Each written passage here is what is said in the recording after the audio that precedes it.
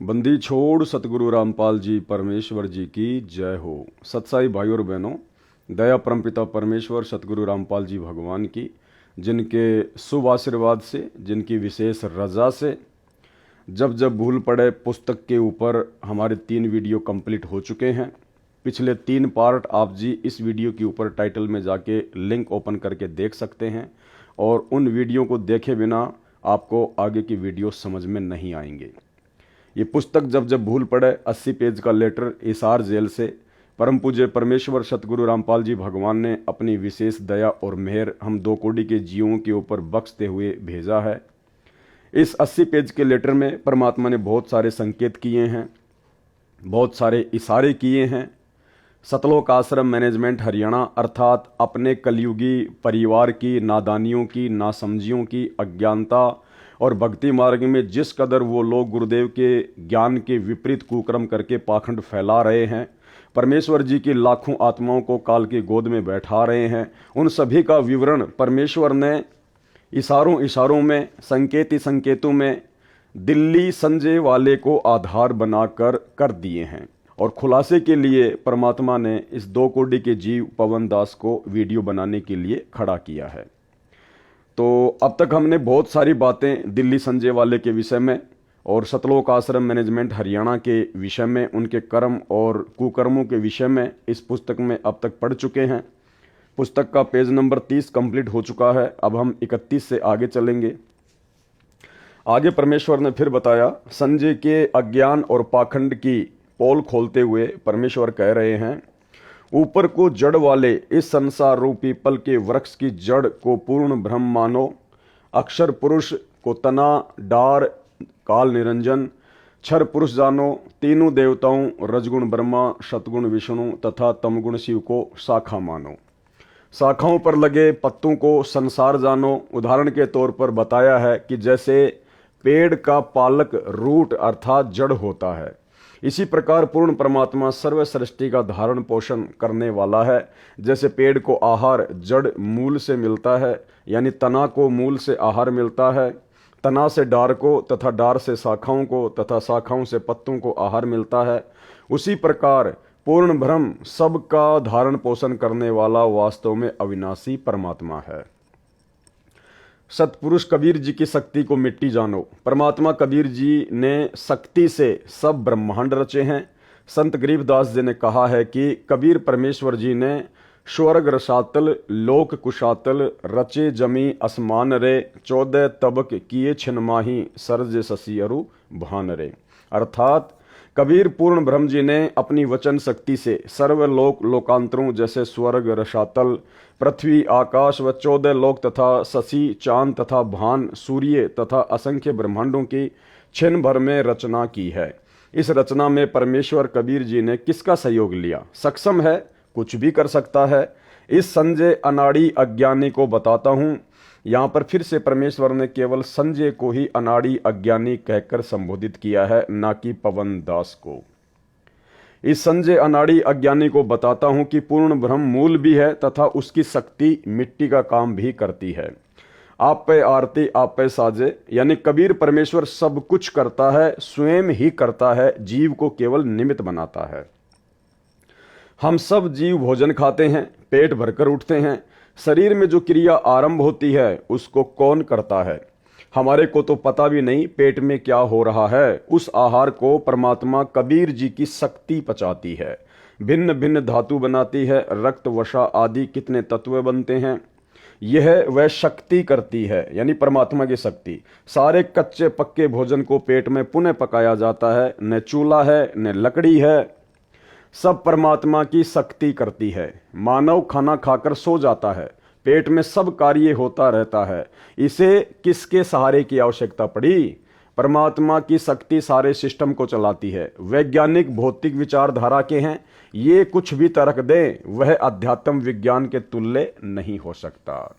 यानी परमेश्वर साबित कर रहे हैं कि ये जो विज्ञान है, जिस विज्ञान के बलबूते पर थोड़े बहुत आविष्कार वगैरह करके आधुनिक भौतिक उपकरण आदि बनाकर वैज्ञानिक अपने आप को न जाने क्या समझ बैठे हैं, अध्यात्म से घोर दूर हो गए हैं। तो परमेश्वर कहते हैं कि ये जो विज्ञान है, विज्ञान तो केवल अध्यात्म के आगे छोटा सा खिलौना है, खिलौना। जैसे मीराबाई भक्तमती को मारने के लिए विष अर्थात जहर पिलाया गया था, वह मरी नहीं। वैज्ञानिक इसे मानने को तैयार नहीं है। परमात्मा ने नरसिंह रूप धारण करके प्रहलाद भगत की रक्षा की, हिरण्यकशिपु को मारा। वर्तमान में भगत समाज के अतिरिक्त कोई भी स्वीकार नहीं करता। इसी प्रकार परमात्मा को नरसिंह रूप बनाकर हिरण्यकशिपु को मारने की क्या आवश्यकता पड़ी? वैसे भी मार सकते थे। कुछ तत्वज्ञानहीन यह तर्क भी देते हैं, उनका जवाब क्या दिया जाए? परमेश्वर कहते हैं कि कुछ नास्तिक टाइप के जो व्यक्ति होते हैं वो आपसे ये भी सवाल कर सकते हैं कि भाई परमात्मा तो सब कुछ कर सकता है ना, उसको तो किसी चीज़ की आवश्यकता पड़ती नहीं है। तो हिरण्यकशिपु को मारने के लिए, भगत प्रहलाद को बचाने के लिए परमात्मा ने नरसिंह रूप क्यों धारण किया? तो भाइयों और बहनों, इसके बहुत सारे रीजन हैं। परमात्मा के ज्ञान आधार से जब हम विचार करेंगे तो एक आधे रीजन दास आपको बता देता है। एक तो परमपिता परमेश्वर कबीर साहिब जी ने, जो वर्तमान में धरती पर सतगुरु रामपाल जी के रूप में स्वयं ही प्रकट है, साक्षात विद्यमान है। इस परमेश्वर ने अपनी शक्ति को सबके सामने वर्तमान बिचली पीढ़ी में प्रदर्शित करना था कि सर्व सृष्टि का पालन पोषण करने वाला देव महादेव, सबसे भिन्न, सबसे सर्वशक्तिमान केवल एक ही परमात्मा है। क्योंकि हिरण्यकशिपु को ब्रह्मा जी से जो वरदान प्राप्त था वो कुछ इसी प्रकार का वरदान था। जैसे आप और हम सभी जानते हैं, उसने जो वरदान मांगा था कि ना दिन में मरूं, ना रात में मरूं, ना जानवर से मरूं, ना इंसान से मरूं, ना अस्त्र से मरूं, ना शस्त्र से मरूं, ना देव से मरूं, ना महादेव से मरूं, ना दिन में मरूं, ना रात में मरूं, ना धूप में मरूं, ना छाव में मरूं। यानी उसने अपनी बुद्धि का इस्तेमाल करके ब्रह्मा जी से इस प्रकार का वरदान प्राप्त कर लिया और ये समझ बैठा था कि मैं अमर हो गया, अब मुझे मारने में कोई भी सक्षम नहीं है। और वास्तव में हिरण्यकशिपु ने जिस प्रकार से ब्रह्मा जी से वरदान मांगा था, उस वरदान आधार से 21 ब्रह्मांड में उसे कोई भी शक्ति मारने में समर्थ नहीं थी। इसलिए परमपिता परमेश्वर कबीर साहिब जी को, जो कि सर्व ब्रह्मांडों से अलग है, सर्व ब्रह्मांडों को रचने वाला है, उस परमेश्वर ने ऐसा रूप बनाया 84 लाख योनियों से भिन्न नरसिंह रूप। नर सिंह, नीचे का हिस्सा तो इंसान का, नर का, और ऊपर का जो शीश था वो शेर जैसा। और परमेश्वर ने उसी प्रकार से उसको मारा। तो परमेश्वर ने यह साबित किया कि इस सृष्टि में 21 ब्रह्मांड में कोई भी ऐसा देव या महादेव नहीं था जो ब्रह्मा जी से वरदान प्राप्त हिरण्यकशिपु को मार सके। इसलिए परमेश्वर जी ने अपने भगत प्रहलाद की रक्षा करने के लिए नरसिंह रूप धारण करके ये साबित किया कि परमपिता परमेश्वर कबीर साहिब जी सर्वशक्तिमान हैं। बहुत सारे लोग कहेंगे कि भाई वो रूप तो विष्णु जी ने धारण किया था। अरे विष्णु जी ने धारण नहीं किया था, क्योंकि हिरण्यकशिपु ने वरदान मांग रखा था कि मैं 21 ब्रह्मांड में किसी से भी ना मरूं, ना देव से, ना महादेव से, ना ब्रह्मा से, ना विष्णु से, ना शंकर जी से। उसने सब कुछ मांग रखा था, तो विष्णु भला उसको कैसे मार सकता था? तो परमेश्वर कबीर जी ने नरसिंह रूप धारण करके हिरण्यकशिपु का सीना फाड़ा था अपने नाखूनों से। और ये बढ़ाई दे दी गई त्रिलोकीय विष्णु जी को, ताकि दुनिया की आस्था, भक्ति और भगवान में बनी रहे। और सच्चाई क्या है, इस बात का खुलासा जब परमेश्वर का समय आएगा, बिचली पीढ़ी का समय आएगा, उस समय परमेश्वर स्वयं ही आकर शास्त्रों से ज्ञान देंगे, तब मालिक की महिमा बनेगी। तब उन्हें पता चलेगा दुनिया को कि वास्तव में हिरण्यकशिपु को मारने वाला असल में विष्णु कौन था। ये है वो असली विष्णु, कबीर परमात्मा, जिसको वेदों में विष्णु कहा गया है। अग्ने तनुर असी, विष्णवे तवा सोमस्य तनुर असी, कबीर अंगारी असी, बंभारी असी, सवर ज्योति ऋतधामा असी। कि वो कबीर परमात्मा जो तीनों लोकों में प्रवेश करके सबका भरण पोषण करता है, असल में उसे विष्णु कहते हैं। तो बहुत सारे रीजन थे, उनका जवाब क्या दिया जाए? उनको चाहिए कि पहले पूर्ण अध्यात्म ज्ञान जो दास रामपाल दास बता रहा है समझें, फिर इस तरह के प्रश्न मन में उठेंगे ही नहीं। जैसे संजय दिल्ली तत्व ज्ञानहीन के मन में खुरापात भरा है, इसे संपूर्ण ज्ञान होता तो इस प्रकार के कुतर्क नहीं करता कि पेड़ की जड़ पूर्ण ब्रह्म नहीं हो सकता। इसको समझ होती तो बोलता ही नहीं, क्योंकि एक उदाहरण दिया है। जब संजय दिल्ली वाले ने भक्तों को भ्रमित करने के लिए ये शब्द कहे कि भाई गुरुजी तो पेड़ की जड़ को पूर्ण ब्रह्म परमात्मा कबीर जी बताते हैं, जबकि ये सही नहीं है संजय के अनुसार। क्योंकि संजय ने फिर इसका कुतर्क दिया अपनी बात को ऊपर रखने के लिए कि पूर्ण ब्रह्म को तो किसी चीज की आवश्यकता नहीं होती है, लेकिन जड़ को तो मिट्टी और पानी की आवश्यकता होती है आगे बढ़ने के लिए। तो गुरुदेव भगवान क्या कह रहे हैं कि ये तो खाली एक उदाहरण है, ना तो वो जड़ परमात्मा है और ना वो पेड़ परमात्मा है, ना वो मूल परमात्मा है। वो तो केवल हम नादान जीवों को भक्ति मार्ग समझाने के लिए गुरुदेव कह रहे हैं, क्योंकि एक उदाहरण दिया है। तो ठीक इसी प्रकार भगत भाई बहनों, संजय की तरह वर्तमान में सतलोक आश्रम मैनेजमेंट हरियाणा से जुड़ी हुई लाखों की संगत जिस प्रकार से इस डाडी मूछ वाली कबीर जी की फोटो को ही भगवान मान चुकी है, परमात्मा मान चुकी है, इसके आगे दंडवत करती है, ज्योति जलाती है, जून के महीने में इसे भगवान मानकर इसे भोग लगाती है, कबीर प्रकट दिवस मनाती है। जबकि इस फोटो को तो असल में सन 1994 में जब असली कबीर सतगुरु रामपाल जी ने भक्ति मार्ग की शुरुआत की तो केवल एक उदाहरण के रूप में पेश किया था, क्योंकि उस समय कोई भी आत्मा संत रामपाल जी को डायरेक्ट कबीर जी मानने को तैयार नहीं थी। अगर गुरु जी कहते कि मैं कबीर हूं तो कोई भी उनके अध्यात्म को स्वीकार नहीं करता। इसलिए भक्ति मार्ग को शुरू करने के लिए सतगुरु रामपाल जी परमेश्वर जी ने कबीर जी के नाम के साथ साथ में इस फोटो का सहारा लिया एक उदाहरण के रूप में, जबकि असल में ये कबीर नहीं है और ना ही कबीर ऐसा था जैसी ये फोटो है, क्योंकि ये तो हाथ से बनाया हुआ चित्र है। 650 साल पहले कोई भी कैमरा या कोई भी मोबाइल नहीं था ताकि उस परमात्मा की फोटो खींची जा सके।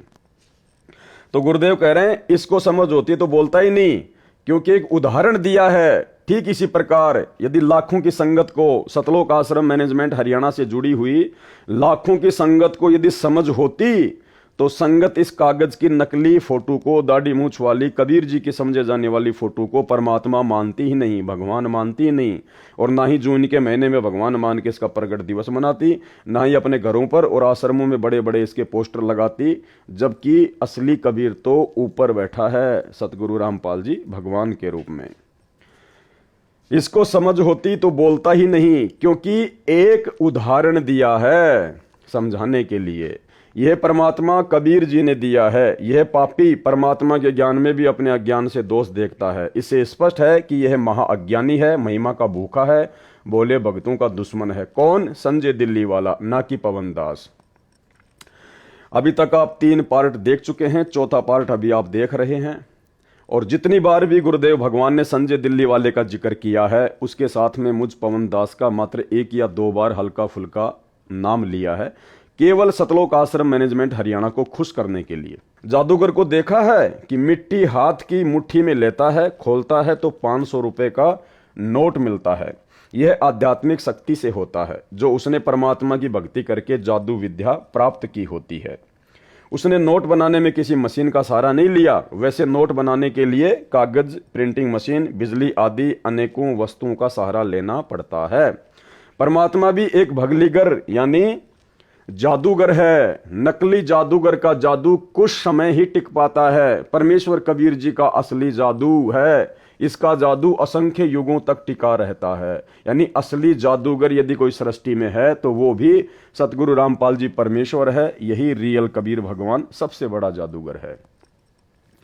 जब कबीर परमेश्वर जी ने राजा बीर सिंह तथा उसकी मंडली को भूख प्यास से मरते देखा, जो कथा हमने कई बार गुरुदेव के मुख कमल से सुनी हुई है, जब कबीर परमेश्वर जी ने राजा बीर सिंह तथा उसकी मंडली को भूख प्यास से मरते देखा, तब पर्वत के ऊपर स्वच्छ जल का सरोवर क्षण में रचा तथा फलदार पेड़ व मेवा की लताएं क्षण में लगा दी, जो फलों से उस समय लदपद हो गए। सबने खाए, घर भी ले गए। उस समय किसका सहारा लिया? जो भगत परमात्मा की क्रिया में दोष देखता है वह मूर्ख व्यक्ति है। एक ने कहा कि परमात्मा सुई के नाके में से हाथी कैसे निकाल सकता है? झूठ है। दूसरा भगत कहता है कि परमात्मा सारी पृथ्वी को सुई के नाके में से निकाल दे। हाथी की तो बात ही क्या है। संजय साकट पहले भगत का साथी है जो कहता है कि सुई के नाके से हाथी परमात्मा नहीं निकाल सकता। गीता अध्याय 15 के श्लोक 16 से भी सिद्ध किया है कि अक्षर पुरुष तथा क्षर पुरुष दोनों नाशवान है। इन दोनों के लोक तथा उन लोकों में रहने वाले सब व्यक्ति तथा अन्य पशु पक्षी आदि आदि भी नाशवान है, केवल आत्मा सबकी अविनाशी है। यह गीता अध्याय 15 श्लोक 16 का सरलार्थ है। गीता अध्याय 15 श्लोक 17 का सरलार्थ इस प्रकार है। उत्तम पुरुष, पुरुषोत्तम यानी सर्वश्रेष्ठ प्रभु तो उपरोक्त दोनों पुरुषों अर्थात प्रभुओं से अन्य ही है, जिसे परमात्मा कहा जाता है, जो तीनों लोकों में प्रवेश करके सबका धारण पोषण करता है। वह वास्तव में अविनाशी परमेश्वर है। तत्व ज्ञान यानी मूल ज्ञान, गुप्त ज्ञान में उसका नाम लिखा है। वह नाम कबीर साहेब, कबीर देव है, जो सतयुग में सत्सुकृत नाम से प्रकट हुआ, त्रेता युग में ऋषि मुनिंद्र के नाम से प्रकट हुआ था, द्वापर युग में करुणामय संत के नाम से प्रकट हुआ था तथा कलयुग में कबीर नाम से प्रकट हुआ था। कबीर सतयुग में सतसुकृत कह टेरा, त्रेता नाम मुनिंदर मेरा, द्वापर में करुणा में कहाया, कलयुग नाम कबीर धराया। संजय दिल्ली कहता है कि कबीर साहिब अलग हैं और कबीर देव अलग हैं। यह है इसका मूल ज्ञान, भूल ज्ञान, गुप्त ज्ञान जो गलत है। यानी संजय दिल्ली वाला कहता है कि कबीर साहिब अलग हैं और कबीर देव अलग हैं। इसको तत्व ज्ञान ही नहीं है, इसलिए वो अबाई बकता है। जो पाती पंच का अर्थ पांच ज्योति कर सकता है, उसे कबीर साहिब व कबीर देव को भिन्न भिन्न करते क्या शर्म लगेगी। ये बेशरम, ढीठ, अज्ञानी है। ये शब्द परमात्मा किसके लिए यूज कर रहे हैं? संजय दिल्ली वाले के लिए। बेशरम, ढीठ, अज्ञानी, ना कि पवन दास के लिए, जो अर्थों के अनर्थ करके बोले भक्तों को भ्रमित करके अपना स्वार्थ सिद्ध कर रहा है। आप भी नरक में जाएगा।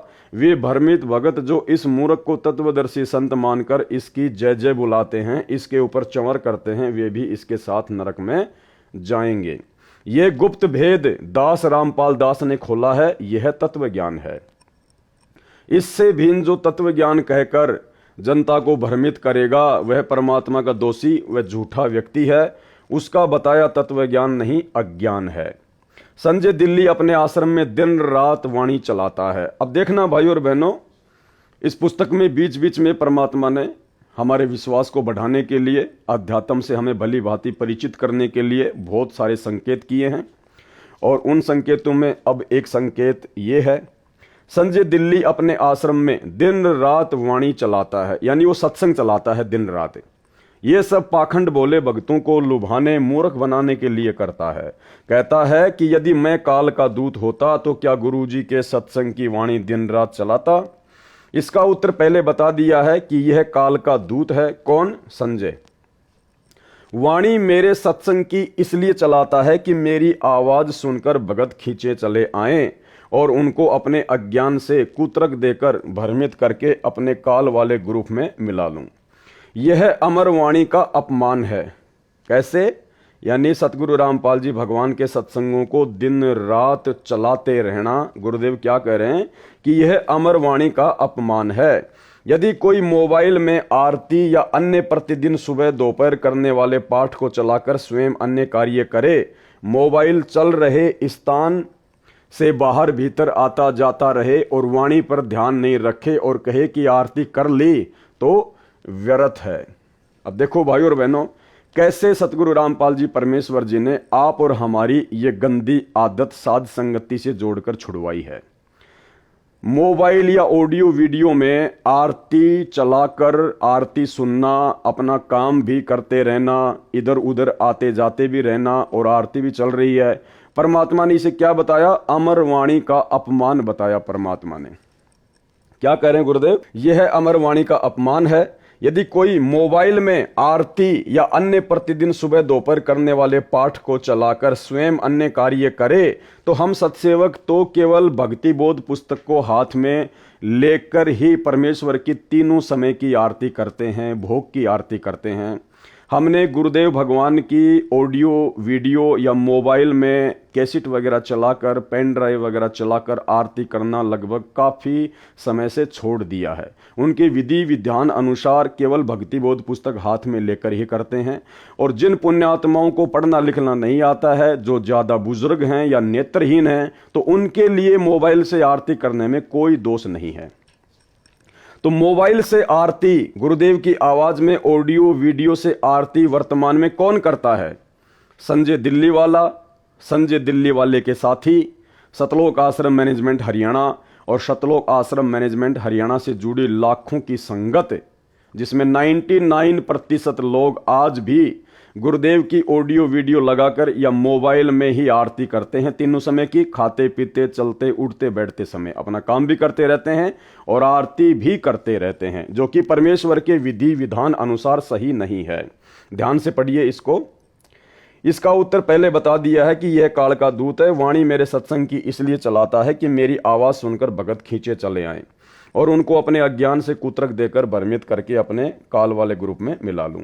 यह अमर वाणी का अपमान है। यदि कोई मोबाइल में आरती या अन्य प्रतिदिन सुबह दोपहर करने वाले पाठ को चलाकर स्वयं अन्य कार्य करे, मोबाइल चल रहे स्थान से बाहर भीतर आता जाता रहे और वाणी पर ध्यान नहीं रखे और कहे कि आरती कर ली, तो व्यर्थ है।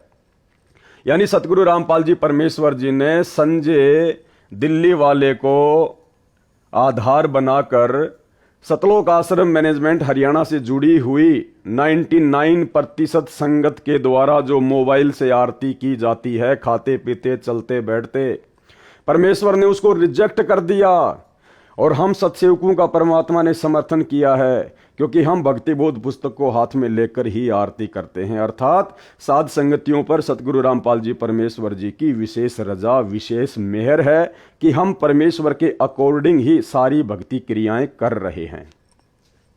वाणी बोली जा रही है, उस पर ध्यान रखने से लाभ होगा। वाणी बोली जा रही है, उस पर ध्यान रखने से लाभ होगा।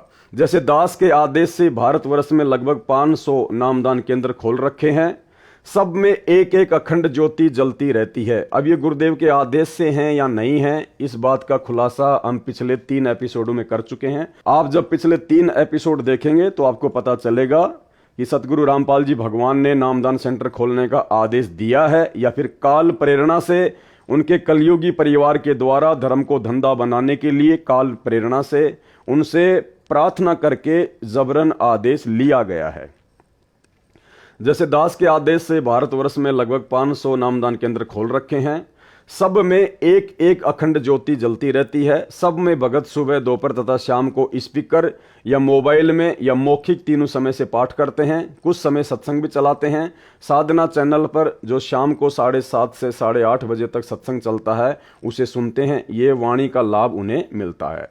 यानी पहले तो परमात्मा ने मोबाइल के द्वारा आरती करने की विधि को गलत साबित कर दिया और फिर सतलोक आश्रम मैनेजमेंट हरियाणा और उन नामदान सेंटरों पर जिस प्रकार से मोबाइल से आरतियां होती हैं उसका भी जिक्र कर दिया।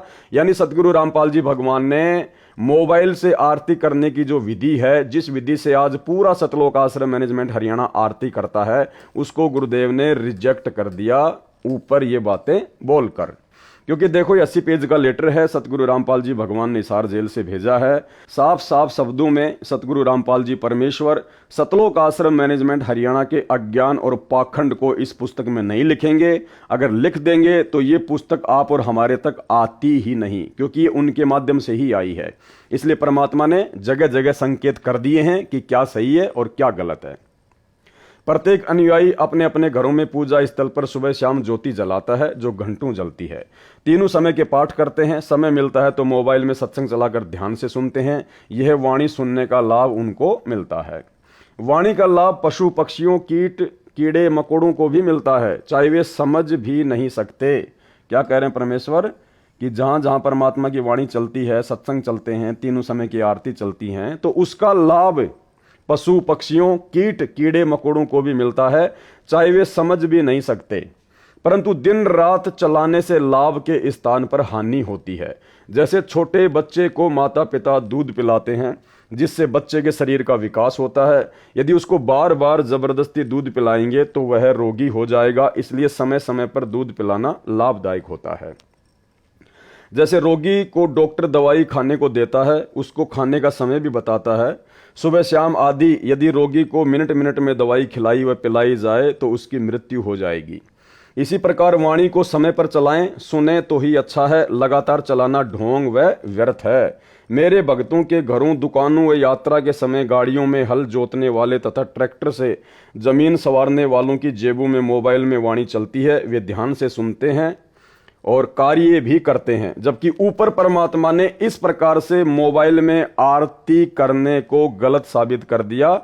और यहां परमात्मा ने फिर से सतलोक आश्रम मैनेजमेंट हरियाणा की जो घटिया आदत है, जो वर्तमान में भी पड़ी हुई है, पढ़े लिखे भी हैं, अंधे भी नहीं हैं, युवा भी हैं, कोई हैंडीकैप में नहीं है, उसके बावजूद भी गुरुदेव कह रहे हैं कि ट्रैक्टर चलाते चलाते या अन्य कार्य करते करते वो लोग वाणियां सुनते हैं, अर्थात तीनों समय की आरतियां करते हैं, जो कि भक्ति विधान के अनुसार गलत है।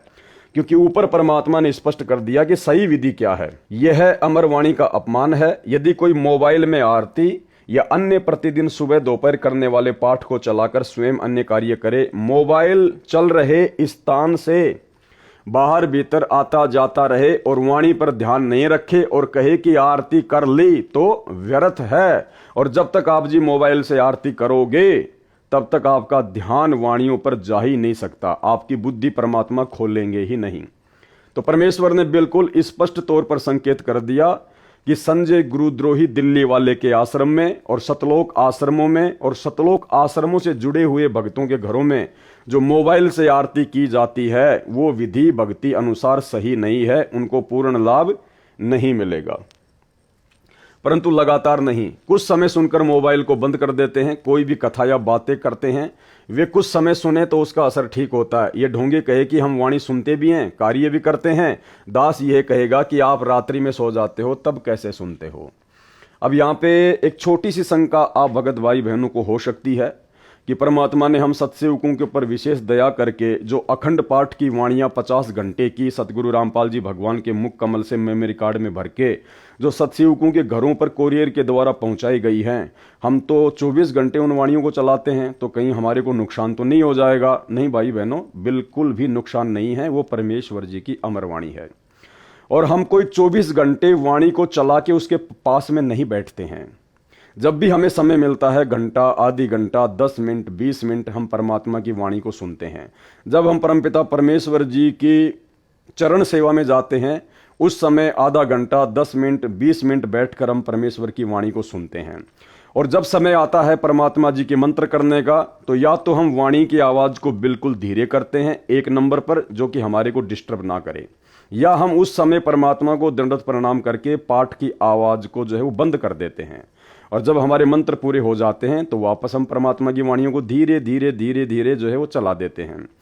जब समय आता है परमात्मा की तीनों समय की आरती का, उस समय हम परमात्मा की पाठ प्रकाश की वाणियों को जो है वो बंद कर देते हैं।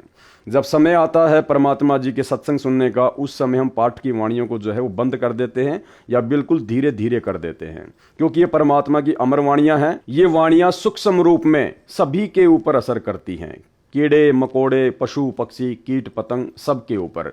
तो हम सत्सेवक कोई 24 घंटे वाणी चलाकर वाणी के पास में नहीं बैठते हैं। नहीं, हम अपना काम भी करते हैं, घर से बाहर भी जाते हैं। धीरे धीरे परमात्मा की अखंड पाठ की वाणियां चलती रहती हैं, क्योंकि शब्द अखंड होता है और परमपिता परमेश्वर सदगुरु रामपाल जी भगवान असली कबीर जी के मुख कमल से उच्चारित है। तो वाणियां ब्रह्मांड में जाती रहती हैं, वाणियां अपना काम जो है करती रहती हैं। बाकी जब भी हमने सत्संग सुनने होते हैं, मंत्र करने होते हैं, आरती करनी होती है, उस समय हम पाठ की वाणियों को जो है बंद कर देते हैं या बिल्कुल धीरे कर देते हैं, ताकि हमारे को बिल्कुल भी डिस्टर्ब ना हो। और जब हमारा वाणियां सुनने का जी करता है, मन करता है, खाना बना रहे हैं, फ्री हैं, परमात्मा के स्पीकर को अपने पास में रख लेते हैं, 10 मिनट 20 मिनट जब तक खाना बना रहे हैं परमात्मा की वाणियां सुनते हैं। जब परमात्मा की हम चरण सेवा करते हैं, उस समय मालिक की वाणियां हम सुनते हैं। तो हम लोग इस प्रकार से करते हैं, हम वाणियां दिन रात चला के उनके पास में नहीं बैठते हैं। और ये परमेश्वर की अखंड वाणियां हैं, ये सूक्ष्म रूप में पेड़ पौधे सब के ऊपर असर करती हैं। तो परमात्मा कह रहे हैं, दास ये कहेगा कि रात्रि में जब सो जाते हो तब कैसे सुनते हो। ये तो संजय दिल्ली वाले के लिए है, लेकिन परमेश्वर का विधान है कि परमेश्वर की वाणियां सूक्ष्म रूप में सब पर असर करती हैं। रात्रि में भी वाणियां जीव पे, आत्मा पे असर करती हैं। जिस प्रकार परमेश्वर ने बताया, नित्य नियम में शुरुआत में लिखा हुआ है कि जब किसी व्यक्ति को किसी सांप ने काट लिया होता है, वो व्यक्ति तो मूर्छित हो जाता है, बेहोश हो जाता है। और जो गारुड़ मंत्र जो पढ़ने वाला व्यक्ति होता है, सपेरा, सर्प के जहर को उतारने वाला, वो व्यक्ति गारुड़ मंत्र बोलता है, जबकि वो व्यक्ति तो बेहोश पड़ा है, वो एक प्रकार से सो रहा है। उसको तो वाणी सुनाई नहीं दे रही कि वो क्या मंत्र बोल रहा है, लेकिन फिर भी गारुड़ जो मंत्र बोलता है उस मंत्र का असर उस आत्मा पे होता है और सर्प काटा हुआ व्यक्ति वापस होश में आ जाता है। तो ये तो परमपिता परमेश्वर जी की अखंड वाणियां हैं, अमर वाणियां हैं। ये हम सो जाएंगे तो भी हमारे आत्मा के मैल को ये काटेगी, हम सचेत रहेंगे तो भी हमारी आत्मा के मैल को जो है ये काटेंगी। हठ योग करता है कौन? संजय दिल्ली वाला, पवन दास का नाम नहीं है। इस ढोंगे ने आश्रम में एक अलग कक्ष बना रखा है, कक्ष यानी कमरा। उसमें भक्तों को विशेष योग आसन की मुद्रा में बैठाकर स्मरण करने को कहता है। यानी गुरुदेव कह रहे हैं, जैसा कि गुरुदेव को सतलोक आश्रम मैनेजमेंट हरियाणा वालों ने जेल में जाके बताया, उसी आधार से परमात्मा लिख रहे हैं कि संजय दिल्ली वाले ने एक विशेष कमरा बना रखा है और उस कमरे में विशेष योग आसन लगाकर, क्या लिखा परमात्मा ने? विशेष योग आसन की मुद्रा में भक्तों से मंत्रों का जाप करवाता है और स्वयं भी उसी प्रकार उसमें बैठकर स्मरण करता है। वाणी फिर भी चलती रहती है, स्मरण क्या खाक करता है? परमात्मा कहते हैं सत्संग भी चलता रहता है और मंत्र भी जाप करते हैं, तो क्या खाक मंत्रों पे ध्यान जाएगा?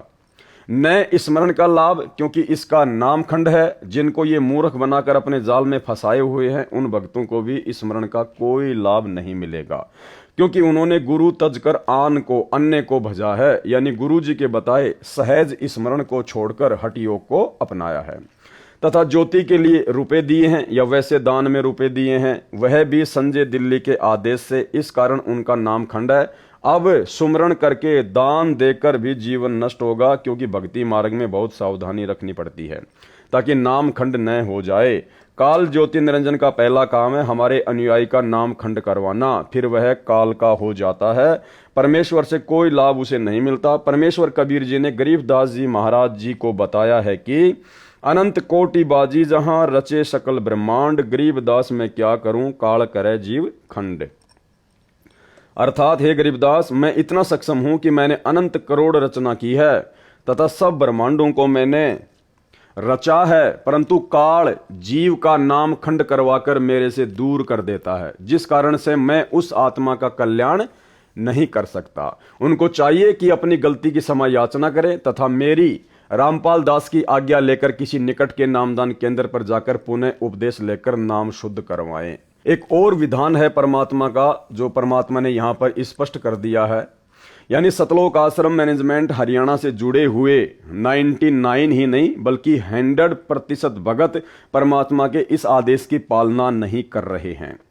गुरुदेव ने स्पष्ट कर दिया कि जब भी आपका नाम खंड होता है, दोबारा से यदि आपने नाम शुद्ध करवाना हो तो आपने अपने गुरु की आज्ञा लेनी पड़ेगी। क्या कह रहे हैं परमात्मा? उनको चाहिए कि अपनी गलती की क्षमा याचना करें तथा मेरी रामपाल दास की आज्ञा लेकर, क्या लेकर? आज्ञा लेकर। ये भक्ति विधान है परमात्मा का, ये रूल है, ये नियम है। जबकि इस नियम को वर्तमान में आश्रमों से जुड़े हुए कोई भी भगत फॉलो नहीं करते हैं। जब मर्जी आया नाम खंड कर दिया, जब मर्जी आया नामदान केंद्र पर जाकर नाम शुद्ध करवा लिया, कोई गुरु आज्ञा नहीं। उनको चाहिए कि अपनी गलती की क्षमा याचना करे तथा मेरी रामपाल दास की आज्ञा लेकर किसी निकट के नामदान केंद्र पर जाकर पुनः उपदेश लेकर नाम शुद्ध करवाए, अपना जीवन धन्य बनाए और फिर इस पाखंडी के पास भूलकर भी ना जाए। ये काल का पक्का दूत है। कौन? संजय दिल्ली वाला, ना कि पवन दास। संजय दिल्ली वाले के लिए कह रहे हैं ये काल का पक्का दूत है। जो सुमरण करने की विधि दास ने बताई है उसी प्रकार सुमरण करें, जो भक्ति का विधान है, सब ग्रंथों व संतों की वाणी में प्रमाण है। गीता अध्याय 8 श्लोक 7 में कहा है कि हे अर्जुन, तू युद्ध भी कर और सुमरण भी कर, यानी काम भी कर और सुमरण भी कर। यजुर्वेद अध्याय 40 मंत्र 15 में कहा है कि ओम नाम का सुमरण कार्य करते करते कर, विशेष कसक तड़प के साथ सुमरण कर, मानव जन्म का मूल कर्तव्य जानकर सुमरण कर। कबीर परमेश्वर कपड़ा भी बुनते थे तथा सुमरण करने का अभिनय भी करते थे। सुमरण करने का क्या करते थे? अभिनय, एक्टिंग करते थे, लीला करते थे, क्योंकि उनको सुमरण की आवश्यकता नहीं थी। वे बताना चाहते थे कि भगत को काम करते करते भी सुमरण करना चाहिए। जो कार्यालयों में काम करते हैं तथा जो विद्यार्थी हैं वे जब भी समय मिले सुमरण करे। संत गरीबदास जी ने कहा है कि नाम उठत नाम बैठत नाम सोवत जागरे, नाम खाते नाम पीते नाम सेती लागरे। अर्थात नाम का जाप कार्य करते करते भी करते रहो और समय मिले तो बैठकर भी सुमरण करो, और समय मिले तो बैठकर भी सुमरण करो। गुरुदेव भगवान के आशीर्वाद से आज से 10-12 दिन पहले दास ने आप सभी भगत भाई बहनों को 1 घंटे की छोटी सी साध संगति के माध्यम से राजस्थान के महुआ में, दौसा जिले में पड़ता है, वहां पर आपको इस प्रकार से समय निकालकर बैठकर कुछ समय सुमरण करने के लिए समझाया था। और वही बात परमात्मा ने इस पुस्तक में भी लिख रखी है। दास ने कहा था कि हम कोई पद्म आसन लगाकर, यानी जैसे संजय दिल्ली वाला विशेष योग मुद्रा में भक्तों से सुमरण करवाता है, वैसे नहीं, नॉर्मल तरीके से जैसे हम अपने घर पर बैठते हैं। और हमने परमेश्वर के ज्ञान आधार से, परमेश्वर के विधि विधान से उस प्रकार से भी सुमरण करना चाहिए जो विधि गुरुदेव ने बताई है। देखो, एक विधि तो परमात्मा ने बता दी कि नाम उठत नाम बैठत नाम सोवत जागबे, और नाम खाते नाम पीते नाम सेती लागबे, जो परमात्मा ने लिखा हुआ है। देखो, ये तो एक भगत की शुरुआती विधि है। जिस प्रकार बच्चा पहली कक्षा में जाता है तो उसको बोल बोल के गा गा के पढ़ाया जाता है, A for apple, B for ball. और जब बच्चा समझदार हो जाता है, ऊपर की क्लास में चला जाता है, फिर वो समझने लग जाता है कि ए फॉर का मतलब खाली एप्पल ही नहीं होता, ए फॉर से तो बहुत सारे अर्थ निकलते हैं। तो दास ने गुरुदेव के आशीर्वाद से बताया था कि जब भी हमारे को समय मिले, ठीक है, खाते पीते उठते बैठते काम धंधा करते करते तो सुमरण करना ही करना है, मन को हमने खाली नहीं छोड़ना है। लेकिन जब हमें समय मिले या थोड़ा बहुत समय निकालने का गुरुदेव के आशीर्वाद से हम भी प्रयास करें। और जो विधि परमात्मा ने सुमरण की बताई है कि वास्तविक विधि तो ये है, इस विधि से बात बनेगी कैसे। प्रथम मंत्र का जाप परमात्मा ने बताया सुरति नृति और मन लगाकर, और जो सतनाम है 2 अक्षर का, उसका सुमरण परमात्मा ने बताया सुरति नृति मन और पवन के द्वारा। तो हमने इस विधि विधान से भी परमात्मा के मंत्र करने चाहिए, समय निकालना चाहिए। पूरी जिंदगी खाते पीते उठते बैठते मंत्र करने से ही बात नहीं बनेगी। उसी का समर्थन परमात्मा यहां कर रहे हैं कि समय मिले तो बैठकर भी सुमरण करो, सोने के लिए लेटो तो सुमरण करो, जब तक नींद न आए सुमरण करो, जागो तो भी कुछ श्वास सुमरण में अवश्य लगाओ। परंतु एक स्थान पर विशेष योग आसन लगाकर, क्या लिखा मालिक ने, विशेष योग आसन लगाकर सुमरण करना गलत है, ये नहीं करना चाहिए। जैसे दिल्ली संजय वाला भक्तों से गुरुजी के ज्ञान के विरुद्ध होकर ये योग क्रिया से आसन करवाता है। जैसे आपने बहुत सारे ऋषि महात्माओं की फोटो देखी होंगी, वो पद्मासन लगाकर हाथों को यूं करके बिल्कुल स्ट्रेट होके जो सुमरण करते हैं, उसको कहते हैं विशेष योग मुद्रा। तो हम भक्तों ने वो पाखंड नहीं करना, वो आडंबर नहीं करना। समय मिले कहीं भी बैठ जाओ, चेयर पे बैठ जाओ, अपने बेड पे बैठ जाओ, बिस्तर पे बैठ जाओ, जमीन पे बैठ जाओ, अपनी गाड़ी में बैठे हो वहां पे बैठ जाओ नॉर्मल तरीके से, चाहे पैरों को फैला के बैठ जाओ, चाहे पैरों को समेट के बैठ जाओ, कोई दिक्कत नहीं है। आंखों को बंद करो चाहे खोलो, लेकिन थोड़ा बहुत समय हमने परमात्मा के विधि विधान अनुसार सुरति नृति मन और पवन लगाकर भी सुमरण करना पड़ेगा। क्योंकि खाते पीते उठते बैठते काम धंधा करते करते सुरति नृति और मन पवन से सुमरण नहीं हो सकता। आपका ध्यान आपके काम धंधे में रहेगा, आपकी सुरति आपकी नृति आपके काम धंधे में रहेगी। इसलिए परमात्मा कह रहे हैं कि समय मिले तो बैठकर भी सुमरण करो, जो दास ने वीडियो बनाकर आप सभी भाई बहनों को बताया था। परमेश्वर कबीर जी ने स्वामी रामानंद जी को समझाया, जो योग आसन की मुद्रा में बैठकर हठ योग से ध्यान लगाता था। यानी 650 साल पहले परमपिता परमेश्वर कबीर जी के मुंह बोले गुरु पंडित रामानंद जी, जब उनको नाम प्राप्त हो गया परमात्मा से, उसके बाद भी उनकी जो पुरानी आदत थी उस आधार से वो विशेष योग मुद्रा में बैठकर जो है मंत्रों का जाप किया करते थे, जिसको परमात्मा ने गलत बताया है, तथा नाम सुमरण किया करता था। उसको कबीर जी ने समझाया कि ज्यों के त्यों ही बैठे रहो, यानी नॉर्मल स्थिति में बैठे रहो। तज आसन सब योग, अर्थात विशेष योग आसन की बजाय जैसे सामान्य तरीके से बैठते हैं वैसे बैठकर सुमरण करो। ये विधि सब ग्रंथों व संतों की वाणी के अनुसार श्रेष्ठ है। सब योग आसन को तजो त्यागो, जिसके पास कुछ भी ज्ञान नहीं होता वह पाखंड का सहारा लेता है। बात करता है कि मेरे अतिरिक्त विश्व में किसी को तत्व ज्ञान बीजक का ज्ञान नहीं है। कौन? संजय दिल्ली वाला, ना कि पवन दास। आपको इस पूरी 80 पेज की पुस्तक में पवन दास के किसी भी पाखंड का, किसी भी अज्ञान का, किसी भी ढोंग का गुरुजी के द्वारा एक भी खुलासा नहीं किया गया है। एक भी कोई प्रमाण पवन दास के अज्ञान, पाखंड या ढोंग के खिलाफ सतगुरु रामपाल जी भगवान ने इस पुस्तक में नहीं लिखा है। जबकि संजय दिल्ली वाला और संजय दिल्ली वाले को आधार बनाकर अपने कलयुगी परिवार और सतलोक आश्रम मैनेजमेंट हरियाणा के अज्ञान और पाखंड को परमात्मा ने इस पुस्तक में लिखा है। बात करता है कि मेरे अतिरिक्त विश्व में किसी को तत्व ज्ञान बीजक ज्ञान नहीं है। ऐसे पापियों के लिए संत गरीबदास जी ने कहा है कि गरीब पंथों के लश्कर फिरें, वाणी चोर कठोर, सतलोक धाम ना पहुंचेंगे ये 84 के ढोर। गरीब बीजक की बाता कहें, बीजक नाही हाथ, पृथ्वी डुबोवन उतरे कहकर मीठी बात।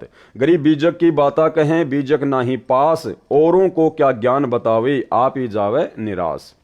अर्थात परमात्मा कबीर जी की वाणी को सुनकर उसी आधार से अपने को तत्वदर्शी संत बताने वाले वाणियों का गलत अर्थ करने वाले अनेकों पंथों के मुखिया हैं, जैसे ये संजय साकट।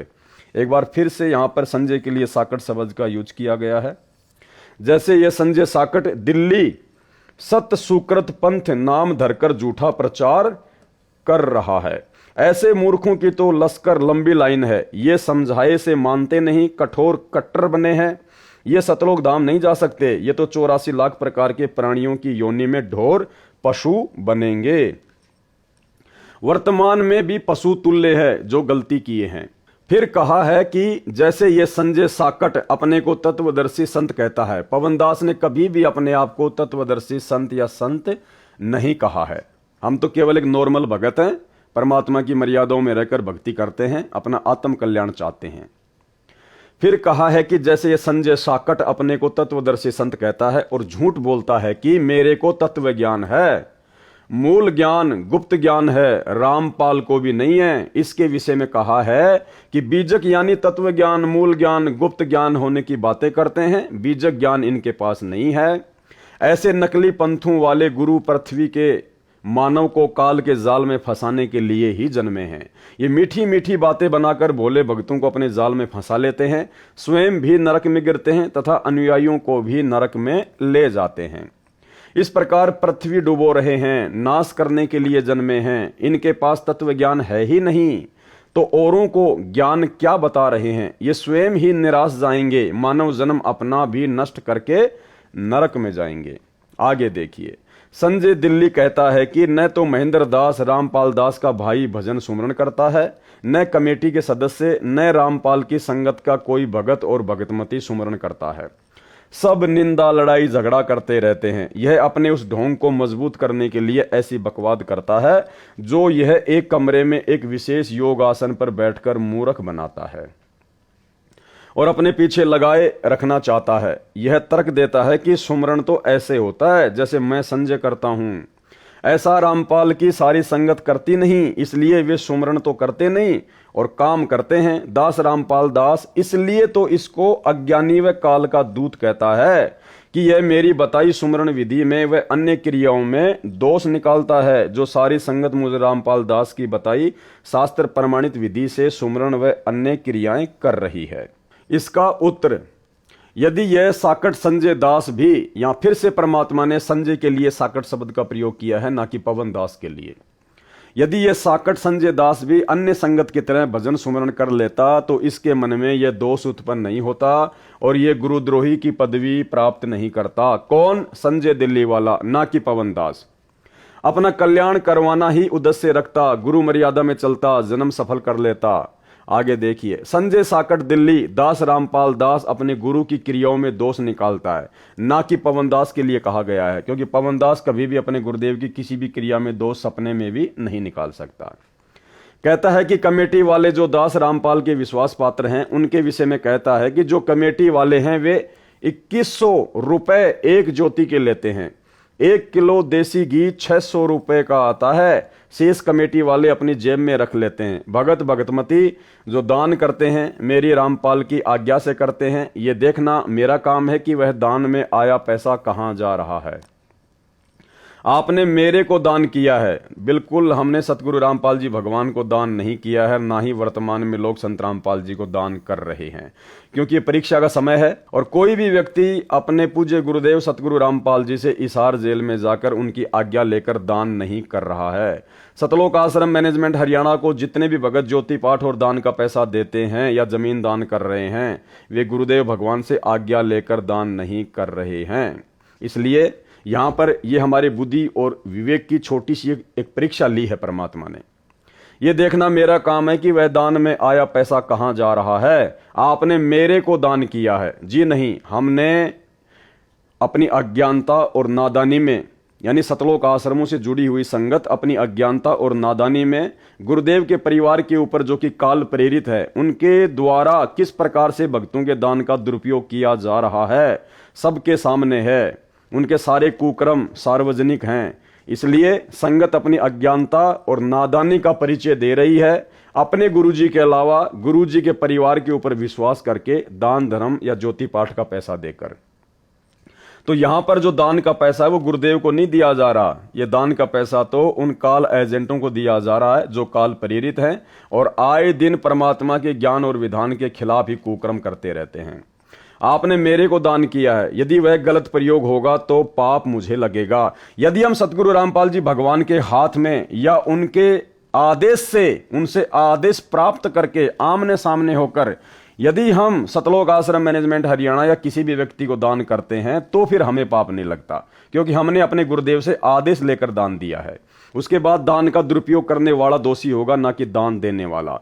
लेकिन यहां तो संगत सन 2014 बरवाला कांड के बाद से अपने गुरुदेव से कोई आज्ञा नहीं ले रही, क्योंकि गुरुदेव तो जेल में है, जेल में कोई भगत जाता नहीं है, आम भगत को उनसे मिलने नहीं दिया जाता है, देशद्रोह का मुकदमा है, केवल वही भगत मिल सकते हैं जिनको मिलने की छूट है कोर्ट से। इसलिए पूरी की पूरी संगत अपने गुरुदेव के ज्ञान और विधान के विपरीत इन कुपात्रों को, काल एजेंटों को इन आश्रमों में ज्योति पाठ और दान का पैसा देकर परमात्मा की दोषी हो रही है। आपको इसका पूरा लाभ मिलेगा। यह साकट संजय कौन होता है मेरे अनुयायियों के लिए दान की देखरेख करने वाला? उसने आज तक 2 रुपए दान नहीं किए हैं। मैं संजय 4500 रुपए में 11 ज्योति जलाता हूं। कौन कहता है? संजय दिल्ली वाला। इसका उत्तर यह है, इसके द्वारा जलाई ज्योति व लगाए भोग से कोई लाभ दानकर्ता को नहीं होना, भाड़ में धन जलाने वाली बात है। एक ज्योति में दास रामपाल दास 1.25 किलोग्राम देसी घी का हवन करवाता है। यदि घी 600 रुपए प्रति किलोग्राम माने तो भी 1.25 किलोग्राम घी की कीमत 750 रुपए हुई। कितने? 750 रुपए। यह 11 ज्योति 4500 रुपए में लगाता है, तो निर्धारित घी की मात्रा 1.25 किलोग्राम घी प्रति ज्योति के हिसाब से पूरी नहीं होती है। 1.25 किलोग्राम घी के हिसाब से 11 ज्योतियों की कीमत कितनी होती है? 8250 रुपए बनती है। यह लेता है, वह इससे लगभग आधी है। अधूरा ओछा व्यक्ति अधूरे ओछे काम ही करता है। जैसे 1 एकड़ जमीन में 40 किलोग्राम गेहूं का बीज बोना निर्धारित मात्रा में है, जो पूरा लाभ देता है। यदि कोई 1 एकड़ जमीन में 20 किलोग्राम गेहूं का बीज डालने की राय किसान को देता है तथा तर्क देता है कि रामपाल तो 40 किलो गेहूं डालने को कहता है, वह आधे गेहूं अपने घर ले जाता है। मैं संजय 20 किलो ही डलवाता हूं, देखो पूरा लाभ थोड़े से बीज से ही दिला देता हूं। यह तर्क कितना गलत है, भगत जन स्वयं विचार करें। यह अधिकारी भी नहीं है, जिस कारण से उसके द्वारा करवाए गए अनुष्ठान का कोई लाभ मिलना बिना अधिकारी से करवाया गया धार्मिक अनुष्ठान व्यर्थ है। सतलोक आश्रम मैनेजमेंट हरियाणा भी वर्तमान में ज्योति और पाठ करने का अधिकारी नहीं है, क्योंकि गरीबदास जी महाराज जी की वाणियों का पाठ और ये अनुष्ठान केवल परम पूज्य सतगुरु रामपाल जी परमेश्वर ही करने के अधिकारी हैं, या जिसको परमात्मा आज्ञा दे वही भगत करे तो ही ज्योति पाठ या वो अनुष्ठान जिसमें भगत ने सहयोग किया है उसको लाभ मिलेगा। कबीर गुरु बिन माला फेरते, गुरु बिन देते दान, गुरु बिन दोनों निष्फल है, देखो वेद पुराण। कबीर गुरु की आज्ञा आवही, गुरु की आज्ञा जाए, कहे कबीर सो संत है आवागमन नसाए। गुरु बिन दान पुण्य जो करही, मिथ्या होए कभू न फल ही। गुरु बिन होम यज्ञ नहीं कीजे, गुरु की आज्ञा माही रहीजे। गुरु से ही सदा हित जानो, क्यों भूले तुम चतुर सयानो। यानी गुरुदेव संकेत कर रहे हैं कि हे सतलोक आश्रम मैनेजमेंट हरियाणा से जुड़े हुए नादान भक्तों, और संजय गुरुद्रोही से जुड़े हुए नादान भक्तों, अपने आप में तुम क्यों शाणे बन रहे हो? अपने गुरु जी के अलावा किसी और को दान धर्म देकर परमात्मा के दोषी क्यों बन रहे हो? अर्थात अपने गुरु के अतिरिक्त किसी को दान नहीं देना चाहिए, यह विधान बता दिया परमात्मा ने। अपने गुरु जी के अतिरिक्त, तो गुरु जी तो एक ही है धरती पर, संत रामपाल जी, और इनके अतिरिक्त आप जी वर्तमान में उन आश्रमों में जाकर उन कोऑर्डिनेटरों को दान दे रहे हो, अपने जैसे 2 कोटि के जीवों को दान दे रहे हो। और वाणी क्या कह रही है? अपने गुरु के अतिरिक्त, यानी गुरु जी के अतिरिक्त किसी भी भगत को, वो चाहे उनका बेटा हो, चाहे बेटी हो, चाहे भाई हो, चाहे कोऑर्डिनेटर हो, किसी को भी दान देने के लिए गुरुदेव ने सख्त मना किया है। अर्थात अपने गुरु के अतिरिक्त किसी को दान नहीं देना चाहिए, वह दान फल नहीं देता। गुरु के अतिरिक्त अन्य किसी को दान नहीं देना चाहिए, न ही कोई पुण्य कर्म, धार्मिक कर्म करवाने चाहिए। धार्मिक कर्म यानी पाठ, हवन, जो कि 90% संगत सतलोक आश्रमों में अपने जैसे 2 कोटि के जीवों से करवा रही है, जो भक्ति विधान अनुसार सही नहीं है। गुरु का आज्ञाकारी भगत सफल होता है, वह सही भगत है, उसका आवागमन जन्म मरण का चक्र समाप्त हो जाएगा। गुरु जी की आज्ञा से सर्व धर्म कर्म करो। मेरी रामपाल दास की आज्ञा से ज्योति व पाठ के रूपे मेरे द्वारा नियुक्त विश्वास पात्र भगत लेते हैं। ये परमेश्वर ने बोलना पड़ेगा यहाँ पे, क्योंकि इन लोगों ने सतगुरु रामपाल जी परमेश्वर जी से काल प्रेरणा से अपनी तरफ से जेल में जाकर उनको सलाह देकर इस प्रकार से ये पाठ वगैरह करने का आदेश प्राप्त किया है, ना कि सतगुरु रामपाल जी भगवान ने अपनी मर्जी से उनको पाठ या अन्य धार्मिक अनुष्ठान करने का आदेश दिया है। इस बात को हमने समझना होगा। लिखते हैं, दास को बताते हैं, आशीर्वाद लेते हैं, तब उस धर्म कर्म को करते हैं जो सबको यथार्थ लाभ देता है। हे चातुर व्यक्तियों, क्यों शाने बनकर यथार्थ भक्ति मार्ग को भूले हो? गुरु से ही सदा अपना हित मानो, यानी गुरु जी से ही धर्म कर्म करवाना हितकर लाभदायक है, इसी में अपना हित या भला समझो। ये परमात्मा आश्रमों से जुड़ी हुई संगत को और संजय से जुड़ी हुई संगत को सावधान कर रहे हैं। दास रामपाल दास 69 वर्ष का हो चुका है। सतलोक जाने से पहले जो क्रियाएं संगत ने करनी है उनका अभ्यास करवा रहा हूं, यानी हिसार जेल में बैठकर परमात्मा हमारा यही अभ्यास करवा रहा है। हमारी भक्ति क्रियाओं को पल पल सीसीटीवी कैमरे की तरह हमारे हृदय कमल में बैठकर अंतर्यामी सतगुरु रामपाल जी भगवान देख रहे हैं। पल पल उनकी नजर है कि हम क्या कर रहे हैं, क्या नहीं कर रहे हैं, गुरु जी ने क्या समझाया था और हम क्या करने लग गए। तो इस प्रकार से अपने जैसे जीवों को ज्योति पाठ का पैसा देना, उनको जमीन के लिए पैसा देना, आश्रम के लिए जमीन देना, ये सब कुछ परमात्मा ने रिजेक्ट कर दिया। और क्या कह रहे हैं? दास रामपाल दास 69 वर्ष का हो चुका है। सतलोक जाने से पहले जो क्रियाएं संगत ने करनी है उनका अभ्यास करवा रहा हूं, यानी वर्तमान समय हमारी परीक्षा का है। परमात्मा कहेंगे कुछ भी नहीं, लेकिन देख सब कुछ रहे हैं कि कौन भगत मेरे ज्ञान आधार से चल रहा है और कौन मेरे परिवार के पीछे आंख बंद करके काल प्रेरणा से चल रहा है। इसी बात का डर था कि संजय जैसे जालिम संगत को पथ भ्रष्ट ना कर दें। पवनदास का नाम नहीं है।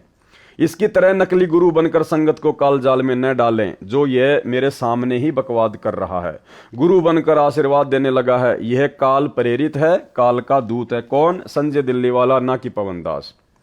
इससे बचो। जो भगत भगतमती इतना सतर्क करने के पश्चात भी इनके पीछे लगे हैं, उनको कैसे बचाया जाए और कौन सा ज्ञान समझाया जाए? उनको तो यह संदेश है जो संत गरीबदास जी ने कहा है कि चेतावनी में तो कसर नहीं छोड़ी और क्या देऊं गाली, कि समझाने में तो 30 साल हो गई, मैंने कोई कसर नहीं छोड़ी, अब क्या तुम्हारी को गालियां दूं, तब जाके समझ में आएगा कि क्या करना चाहिए और क्या नहीं करना चाहिए। तो भाई सतलोक आश्रमों से जुड़ी हुई संगत को समझना चाहिए। भाई यहाँ ये सारी बातें केवल संजय गुरुद्रोही को आधार बनाकर परमात्मा सतलोक आश्रमों से जुड़ी हुई संगत को समझाना चाह रहे हैं, क्योंकि संजय दिल्ली वाले के पीछे कोई ज्यादा भगत नहीं लगे हुए, मुश्किल से 15-20 भगत हैं, बाकी फालतू के लोग जुड़े हुए हैं। इसलिए परमात्मा को उसकी चिंता नहीं है, उसके पीछे लगे हुए नादान भक्तों की कोई टेंशन नहीं है।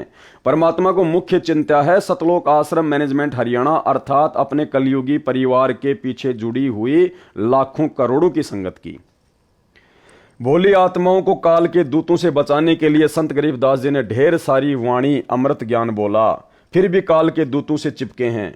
उनसे दुखी होकर कहा है कि तुम ज्ञान से नहीं मानते तो क्या तुम्हें गाली दूं, यानी नरक जाने से बचो, अज्ञानियों को छोड़कर पूर्ण संत से दीक्षा लो। गरीब चातुर प्राणी चोर हैं, मूड मुगध हैं ठोट, संतों के नहीं काम के, इनको दो गढ़ जोट। संजय दिल्ली चातुर प्राणी है, यह मेरे ज्ञान को चुराकर कपट युक्त तर्क देकर चतुरता दिखाता है, सत्य को छुपाता है। इसलिए संत गरीबदास जी ने ऐसे व्यक्तियों को चातुर व चोर कहा है, तथा जो मेरे भगत भगतमती इसके जाल में फंसे हैं वे मूढ़ अर्थात मूर्ख मुगध ठोट पत्थर हैं, ये संतों के काम के नहीं होते, इनको दो गढ़ जोट। इन दोनों को, संजय व उसके साथ लगे मेरे भक्तों को, एक ही रस्से से गले बांध दो, अर्थात ये दोनों नरक में जाने योग्य हैं, ये समझाने से भी नहीं मानते, ये इसी के साथ रहने योग्य हैं, दोनों इकट्ठे पशु बनेंगे। ये परमात्मा का विधान है, जो गुरु मर्यादा तोड़कर भक्ति तथा धार्मिक क्रियाएं करते करवाते हैं। तो भाई गुरु मर्यादा तोड़कर ही सतलोक आश्रम मैनेजमेंट हरियाणा वर्तमान में लाखों की संगत से तमाम भक्ति क्रियाएं करवा रहा है। गांव धनाना में भक्तों के दान से 50 लाख रुपए का बैडमिंटन का स्टेडियम बनाना परमात्मा का भक्ति विधान तोड़ना है। अपने धार्मिक धंधे के लिए, अपने आश्रम चलाने के लिए, गांव वालों को खुश रखने के लिए धनाना गांव में सतलोक आश्रम वालों के द्वारा बसें चलाना, एम्बुलेंस चलाना, उनके लिए रोडे बनाना, ये सब कुछ गुरु मर्यादा तोड़ने के अंतर्गत ही आता है। हरियाणा के जाट आरक्षण में लाखों की संगत को बैठाना, उनको पात्रों को चंदे के रूप में करोड़ों रुपया दान का देना, ये भी गुरु मर्यादा तोड़वाने के अंतर्गत ही आता है। राजस्थान के गैंगस्टर आनंदपाल सिंह की सीबीआई जांच का समर्थन करवाना, भक्तों को उसकी रैलियों में भेजना, और राजपूत करणी सेना को, जो कि एक राजनीतिक सामाजिक संगठन है, उसको 5 लाख रुपए चंदे के रूप में राजस्थान के अजमेर की रैली में नगद देना, ये परमात्मा की भक्ति और मर्यादा तुड़वाने के अंतर्गत ही आता है। इसके अलावा और भी ना जाने कितने कुकर्म, जिनकी लिस्ट बहुत लंबी है, जो दास समय समय पर आपको बताता रहता है, जो सतलोक आश्रम मैनेजमेंट हरियाणा के द्वारा काल प्रेरणा से करवाए जाते हैं, ये सब कुछ मर्यादा तोड़ने के अंतर्गत ही आता है। तो गुरुदेव यहां क्या इशारा कर रहे हैं? जो गुरु मर्यादा तोड़कर भक्ति तथा धार्मिक क्रियाएं करते और करवाते हैं, उनको आध्यात्मिक लाभ नहीं मिलता, जिस कारण से ये सब पशु योनियों में जाते हैं। तो भाई समझना संगत ने है, जो सतलोक आश्रम वालों के पीछे अंधी होके चल रही है। संजय दिल्ली का उद्देश्य है कि मेरे भोले भक्तों को मेरे द्वारा लिखी पुस्तकों को कमेटी वालों द्वारा लिखी बताकर मेरे ज्ञान में दोष निकालना, और अपने संपर्क में आए मेरे भक्तों को भ्रमित करके अपने को विद्वान सिद्ध करना। यह चतुरता करता है, मेरा नाम नहीं लेता कि उसकी लिखी पुस्तक में यह त्रुटि है, कमेटी वालों का नाम लेता है। इसको पता है कि यदि रामपाल का नाम लिया तो तेरी एक बात नहीं सुनेंगे। ये साकट एक पुस्तक तो लिखे, पता चले कि इसका तत्व ज्ञान मेरे से भिन्न कौन सा है। दास रामपाल दास ने अनेकों पुस्तकें लिखी हैं, छपाई कमेटी वालों ने है, जिसको मैंने आज्ञा दे रखी है। उनमें से एक जीने की राह पुस्तक भी है, उसमें एक वाणी लिखनी रह गई, उसका अनुवाद लिख दिया। इस संजय साकट ने त्रुटि निकाली। किसने? संजय साकट ने, ना कि पवन दास ने। इस संजय साकट ने त्रुटि निकाली कि देखो कमेटी वालों ने यह पुस्तक लिखी है, इसमें वाणी का अर्थ गलत किया है। उन भ्रमित भक्तों ने मेरी बेटी के पास फोन किया, उसने अपनी बेटी को फोन दिया और कहा कि ये भगत भाई कोई गलती बताता है, इसको समझा। मैंने जेल से प्रतिदिन की तरह फोन किया तो बेटी बहुत दुखी थी। कहा कि एक भगत भाई का फोन आया, वह बहुत गुस्से में था। मैंने पूछा किस बात पर? बेटी ने बताया कि यह नई पुस्तक जो आपके द्वारा लिखी छपी है, जीने की राह, इसमें कुछ गलती बता रहा है। कह रहा था कि इस वाणी का अर्थ गुरुजी यह बताते हैं, इसमें अन्य लिखा है। यह सब उन कमेटी वाले भक्तों ने लिखी है, नाम गुरुजी का लिख दिया। मेरी दोती ने फोन किया और सब डिटेल से मुझे बताया। उसका स्पष्टीकरण इस प्रकार है। कैसे? पुस्तक जीने की राह को सर्व संगत ने तथा अन्य बुद्धिजीवी मानव ने बहुत पसंद किया तथा अपने अपने मोबाइल फोनों में डाउनलोड किया। एक एक दिन रात में 2 लाख पुस्तकें डाउनलोड की गई। एक दिन रात में तो 2,50,000 पुस्तक डाउनलोड होने का रिकॉर्ड बना था। मैंने अपनी बेटी व दोती को समझाया कि बेटी, ये भगत अपना विवेक खो चुका है, ये संजय दिल्ली पागल कुत्ते ने काट रखा है, यह भी पागल हो चुका है, यह अब यही भाषा बोलेगा, अन्य को काटने को दौड़ेगा। उस पुस्तक में सरलार्थ तो निम्न दोनों वाणियों का लिखा है, परंतु गलती से वाणी नंबर 1 लिखनी छूटी है। उसमें यह उल्लेख है, वाणी नंबर 1, कबीर कथा करो करतार की, सुनो कथा करतार, काम कथा सुनना नहीं, रखो नेक विचार। वाणी नंबर 2, कबीर कथा करो करतार की, सुनो कथा करतार, आन कथा सुनना नहीं, कहे कबीर विचार। यानी दोनों वाणियों में परमात्मा ने थोड़ा सा ये अंतर कर दिया, ऊपर लिख दिया काम कथा, नीचे लिख दिया आन कथा। अर्थात कबीर जी ने कहा है कि परमात्मा की चर्चा करो, परमात्मा की चर्चा सुनो, काम कथा अश्लील बातें न सुनो, नेक विचार रखो। वाणी नंबर 1 का अर्थ है परमात्मा की कथा सुनो, परमात्मा की कथा चर्चा करो, इसके अतिरिक्त जो भी बातें करते हो, सुनते हो, वह व्यर्थ है। ये कबीर जी ने विचार व्यक्त किए। उस भ्रमित भगत ने कहा कि इस वाणी में वाणी नंबर 2 जो जीने की राह पुस्तक में अंकित है, वाणी नंबर 1 लिखनी रह गई। वाणी नंबर 2 में यह कहां लिखा है कि अश्लील बातें न सुनो। तुमने अनर्थ कर दिया, अपनी मर्जी से पुस्तकों में लिखा है, ये उलाना दिया उस पागल कुत्ते के काटे पागल भगत ने। उसकी बात बड़ी करें तो यदि एक लाइन यह भी पुस्तक में लिख दी कि अश्लील बातें न करो, न सुनो, तो कौन सी गलती कर दी? क्या गलत लिख दिया? यदि वाणी में नहीं है तो भी पुस्तक के विषय के अनुकूल तो है, परंतु जिसको काले चश्मे लगे हों तो उसको धूप में भी बादल छाया दिखाई देती है। संजय साकट मनमाना आचरण करता है। कौन करता है? संजय साकट, ना कि पवन दास। गीता अध्याय 16 श्लोक 23-24 में कहा है कि गुरुजी द्वारा शास्त्र विधि अनुसार धार्मिक क्रियाएं करना लाभ देता है।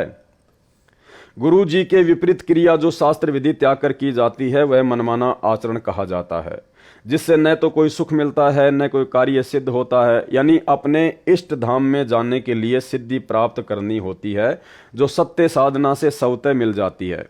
उस सिद्धि का दुरुपयोग नहीं करना होता, सुरक्षित रखनी होती है। वह सिद्धि भी मनमाना आचरण करने से प्राप्त नहीं होती, न उस साधक की गति अर्थात मोक्ष होती है, अर्थात सब साधना व्यर्थ होती है। फिर उसे करो व न करो। यहां पर संजय साकट भ्रमित करने के लिए यह कहकर भ्रम पैदा करता है कि देखो इतने भक्तों को लाभ हुआ है, उनका इंटरव्यू भी इंटरनेट पर चला रहा है। उसका खंडन यह है कि मेहंदीपुर बालाजी धाम व सालासर धाम जाने वाले भी ये सब लाभ बताते हैं, परंतु उनको कभी भी महाकष्ट हो सकता है तथा उनका मोक्ष नहीं हो सकता। मुख्य उद्देश्य मानव जीवन में भक्ति का यही है कि जन्म मरण के चक्कर से मुक्ति मिले, इसलिए शास्त्रों में वर्णित विधि अनुसार साधना कर। आगे देखिए संजय के मनमाने आचरण की जानकारी, ना कि पवन दास के मनमाने आचरण की जानकारी। दास रामपाल दास संध्या आरती करते समय केवल एक ज्योति जलाता है। संजय साकट 5 ज्योति जलाता है। कौन जलाता है? संजय, ना कि पवन दास, ना कि कोई सत्सेवक भाई बहन। दास रामपाल दास केवल पाठ के समय 3 दिन हलवा प्रसाद का भोग बनवाता है। पाठ संपूर्ण होने वाले दिन संगत के लिए भोजन प्रसाद के लिए खीर का प्रसाद बनवाता है, जो विधि विधान है। संजय साकट प्रतिदिन हलवा, खीर, 56 प्रकार का मेवा आदि का प्रसाद बनाता है, जो बकवास है। विशेष संत गरीबदास जी को परमेश्वर कबीर जी मिले थे, उनके द्वारा बताई आध्यात्मिक क्रिया संत गरीबदास जी ने बताई तथा स्वयं उनका पालन किया।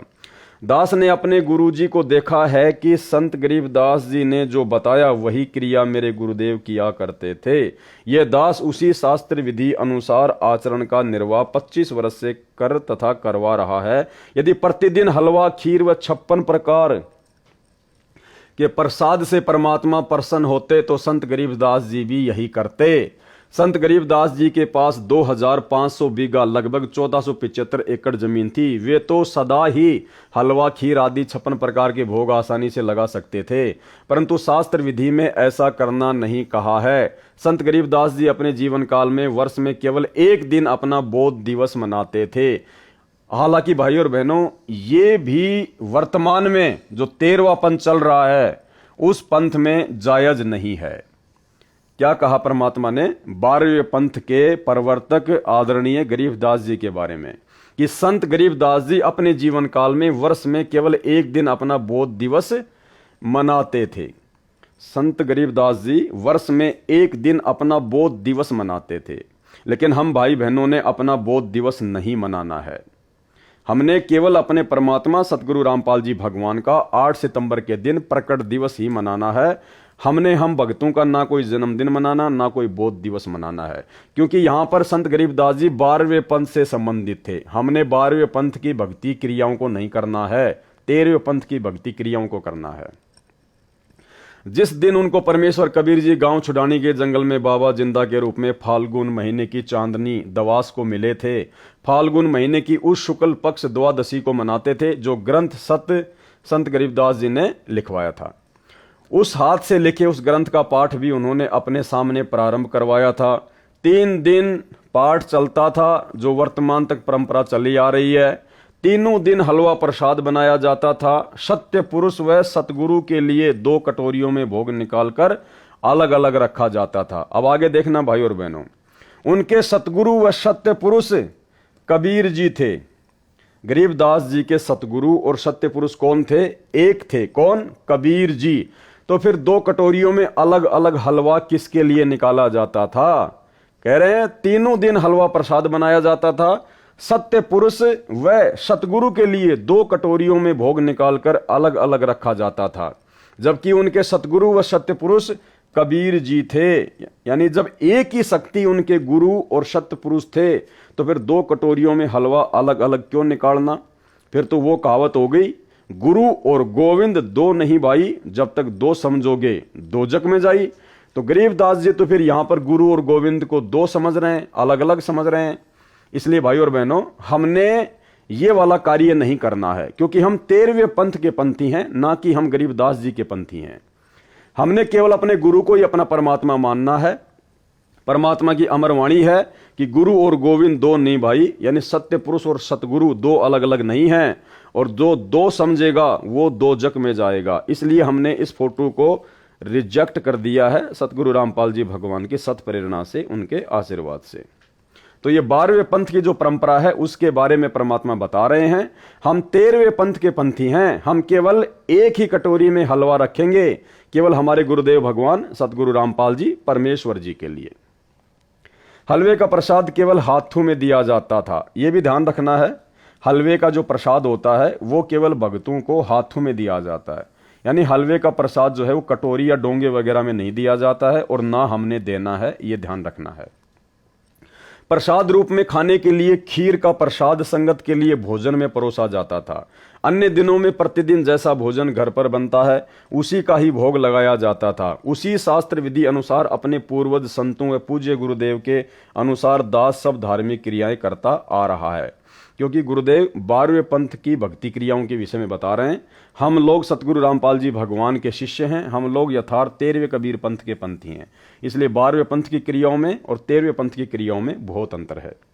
परमेश्वर कबीर जी तो सक्षम हैं, वे भी प्रतिदिन 56 प्रकार का हलवा खीर आदि स्वयं भी बनाकर खा सकते थे, या परंपरा डालने के लिए भी सत्य पुरुष अपने को सब भोग लगा सकते थे। भोग लगाने की परंपरा बता देते, लेकिन ऐसा नहीं किया। जब उनके साथ शरारत की थी, झूठे पत्र डालकर निमंत्रण दिया था, उसमें 18 लाख साधु संत और उनके चेले भंडारा खाने आ गए। उस समय 3 दिन का भोजन भंडारा करके अपनी समर्थता का परिचय भी दे दिया था कि मैं ऐसा भी कर सकता हूं। परंतु प्रतिदिन जो संजय दिल्ली बकवास कर रहा है, यहाँ पे कोई पवनदास का या सतसेवक का नाम नहीं है, और ना हम कोई 56 प्रकार का भोग रोजाना अपने गुरुदेव भगवान को लगाते हैं।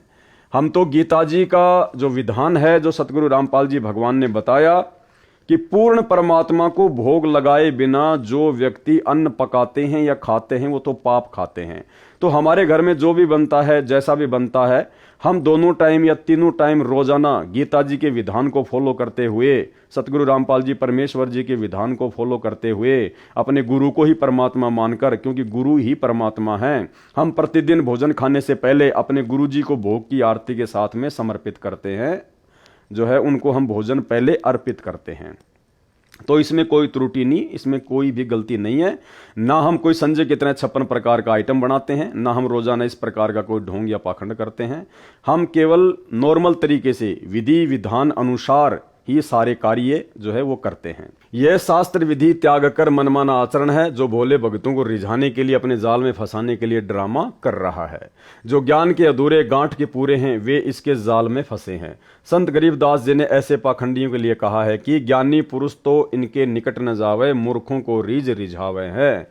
अर्थात जिन भक्तों को मर्यादा का ज्ञान है और जो गुरु जी द्वारा बताई शास्त्र अनुकूल क्रियाओं का ज्ञान है, वे तो ऐसे पाखंडियों के निकट भी नहीं जाते। जिनको ज्ञान नहीं है उन भोले भक्तों को प्रसन्न करके अपने को तत्वदर्शी, सबसे अलग ज्ञान वाला सिद्ध करता है। ऐसा व्यक्ति काल का पक्का दूत होता है। वह संजय साकट दिल्ली है, इससे बचो। यहाँ परमात्मा ने संजय के लिए इशारा किया है, ना कि पवनदास के लिए, क्योंकि पवनदास और पवनदास के साथ साथ संगति से जुड़े हुए भाई बहन इस प्रकार का कोई भी पाखंड या आडंबर नहीं करते हैं। ऐसा व्यक्ति काल का पक्का दूत होता है। कैसा? संजय जैसा। वह संजय साकट दिल्ली है, इससे बचो। अन्य मनमाना आचरण। संजय साकट ने प्रथम मंत्र के कार्ड में अक्षरों में फेरबदल करके उनकी वास्तविकता का नाश कर दिया है। उस प्रकार उच्चारण करने से परमात्मा की मर्यादा भंग होने से इन मंत्रों की शक्ति समाप्त हो गई है। परमात्मा कबीर जी ने, जो संत गरीबदास जी के सतगुरु हैं, अपने शिष्य गरीबदास जी को प्रथम मंत्र का जाप कैसे उच्चारण करके सुनाया, उसी तरह गरीबदास जी ने उनका जाप किया और लाभ प्राप्त किया। उसी तरह अपनी अमृतवाणी में लिखवा दिया जो अमर ग्रंथ में अंकित है। ये संजय काल प्रेरणा से सब गलती कर रहा है क्योंकि काल ब्रह्म इसका साथ दे रहा है। कबीर जी के दुश्मन का रोल संजय कर रहा है। कबीर जी के दुश्मन का रोल, सतगुरु रामपाल जी भगवान के दुश्मन का रोल कौन कर रहा है? संजय दिल्ली वाला, ना कि पवनदास। मुझ पवनदास का नाम परमात्मा ने मात्र एक या दो जगह केवल काल प्रेरित आत्माएं सतलोक आश्रम मैनेजमेंट हरियाणा वालों को खुश करने के लिए किया है। बाकी हर जगह परमात्मा संजय के ही अज्ञान और पाखंड का खुलासा कर रहे हैं। रामपाल दास यानी पत्र लेखक संध्या आरती में कोई घंटा शंख आदि नहीं बजवाता जो सत्य पुरुष की पूजा है। संजय साकट घंटा तथा शंख बजवाता है, यानी सब धार्मिक क्रियाएं मेरे से विपरीत करके अपने को तत्वदर्शी सिद्ध कर रहा है, जो केवल दिखावा है तथा काल ज्योति निरंजन की पूजा है। संजय साकट की अन्य जलालत। किसकी? संजय साकट की, ना कि पवनदास की। अन्य बकवास जो संजय व पवन ने की, अन्य बकवास जो संजय व पवन ने की। देखो, हल्का फुल्का परमात्मा आश्रम वाले काल प्रेरित जीवों को खुश करने के लिए हल्का फुल्का लेंगे। पुस्तक ज्ञान गंगा दास के आदेश से दास के सत्संग प्रवचनों से छपवाई है। जब दास लीला करने बड़ी जेल, संसार भी एक जेल है, काल के 21 ब्रह्मांड भी जेल हैं, उनसे छोटी जेल हिसार में आया। वकील मेरे से मिलने आए, उनमें परमात्मा कबीर जी के भगत भी हैं। उन्होंने बताया कि ज्ञान गंगा पुस्तक में कुछ फोटोकॉपी मराठी भाषा की लगी हैं जिनमें आपके विषय में लिखी भविष्यवाणी है। उन भविष्यवाणियों में एक का हिंदी अनुवाद लिखना रह गया। वे नास्त्रदमस के द्वारा की गई भविष्यवाणियां हैं। वह वकील ज्ञान गंगा पुस्तक को साथ लाया क्योंकि उस पुस्तक का एक मुकदमे से संबंध था, मेरे से डिस्कस करनी थी। उसने वह मराठी भाषा वाली फोटोकॉपी दिखाई और बोला कि मैंने कंप्यूटर में इसका ट्रांसलेशन देखा। इसका अर्थ है कि उस संत सायरन पर देशद्रोह का मुकदमा भी लगेगा, परंतु झूठा सिद्ध होगा। यदि आपकी आज्ञा हो तो ज्ञान गंगा में इसे भी लिखा दिया जाए। मैंने कहा कि ठीक है। यानी भाई और बहनों, ये बात ये साबित करती है कि सतगुरु रामपाल जी परमेश्वर अपनी तरफ से इस परीक्षा के समय में किसी को कोई भी आदेश नहीं देते हैं। जो भी आदेश उनके बताए जाते हैं उनके परिवार के द्वारा, वे आदेश उनसे जाकर लिए जाते हैं मनमाने आचरण के तहत। ज्ञान गंगा पुस्तक में जो लिखा गया वो भी सतलोक आश्रम मैनेजमेंट हरियाणा का मनमाना आचरण है। गुरुजी की तरफ से कोई आदेश नहीं दिया गया। ये इस पत्र में स्पष्ट तौर पर आपको पढ़ने को मिल रहा है। वकील पुस्तक लेके गया, वकील ने बताया तो गुरुजी ने कहा कि लिखवा दो, बल्कि गुरुजी ने अपनी तरफ से कोई आदेश नहीं दिया। मैंने कहा कि ठीक है, लिखवा दो, इससे अनुयायियों का विश्वास और दृढ़ होगा। उसने बाहर प्रमुख सेवादारों को बताया कि गुरुजी से मेरी डिस्कस हुई है, ज्ञान गंगा पुस्तक में ये लाइन और लिखकर नई पुस्तक छपवाएं। अब देखो, उस वकील ने गुरुजी का आदेश बता दिया जबकि गुरुजी को वो खुद बता रहा है। सेवादारों ने दास से संपर्क किया, पूछा कि क्या आप जी की आज्ञा है जो ज्ञान गंगा में यह लिखने को वकील जी ने बताया है। दास ने बताया कि मेरे से वकील जी की बात हुई है, यह 2 लाइन और लिखवा दो। हानि भी क्या है। कमेटी वालों ने दास की आज्ञा का पालन किया। नई ज्ञान गंगा पुस्तक छपवाकर वितरित कर दी। वह पुस्तक गुरुद्रोही संजय और पवन को इनके समर्थक ने दी। संजय व पवन ने कहा कि कमेटी वालों ने कितनी बड़ी गलती की है। पहले छपी ज्ञान गंगा में इस पृष्ठ पर यह नहीं लिखा है, नहीं लिखा हुआ था कि देशद्रोह का मुकदमा भी लगेगा। इस नई पुस्तक में छपा दिया। दोनों पुस्तकों के दोनों पृष्ठों की फोटोकॉपियां लगाकर संगत को भड़काने लगे। देखो, कमेटी वालों ने अपनी मर्जी से यह छपा दिया जो गलत है। इस मराठी भाषा का यह अर्थ नहीं बनता। हाय तौबा मचा दी। दास ने इसलिए तो संजय को तथा पवन को गुरुद्रोही घोषित किया है। ये दोनों मेरे शत्रु का काम कर रहे हैं। संजय बकवाद करता है, पवन इसकी बातों पर विश्वास करके कर्म खराब करता है। जबकि पवन दास संजय की किसी भी बात पर कोई विश्वास नहीं करता है। पिछले 7 वर्षों से पवन दास का और संजय का तो संपर्क भी नहीं है। विचार करें, यदि 2 लाइन मान लो कमेटी वालों ने गुरुजी की सच्चाई बताने के लिए लिख भी दी तो संजय साकट को क्यों कष्ट हुआ, क्यों पवन दुखी हुआ। संजय पवन दोनों काल के दूत हैं। इन दोनों की बुद्धि पर काल भ्रम का साया है। इनसे दास रामपाल दास की उभरती छवि देखी नहीं जा रही। ये तो भाई और बहनों आप स्वयं विचार कर लेना साथ संगति की वीडियो देख के कि पवन दास से परम पूज्य सतगुरु रामपाल जी भगवान की उभरती हुई छवि देखी जाती है या नहीं देखी जाती है। ये केवल मैनेजमेंट वालों को खुश करने के लिए परमात्मा ने संजय के साथ में दास का नाम जोड़ा है। आग लग जाती है इनके हृदय में। पवित्र कबीर सागर में एक अनुराग सागर अध्याय है, उसमें लिखा है कि कबीर जी ने अपने शिष्य धर्मदास जी को बताया है कि हे धर्मदास, काल ब्रह्म यानी ज्योति निरंजन से मेरा विवाद हुआ। जब मैं सतलोक से चलकर काल लोक में प्रवेश हुआ तब यह मेरी शक्ति देखकर डर तो गया, माफी भी मांगी। मेरे से पूछा कि आप किस लिए आए हो।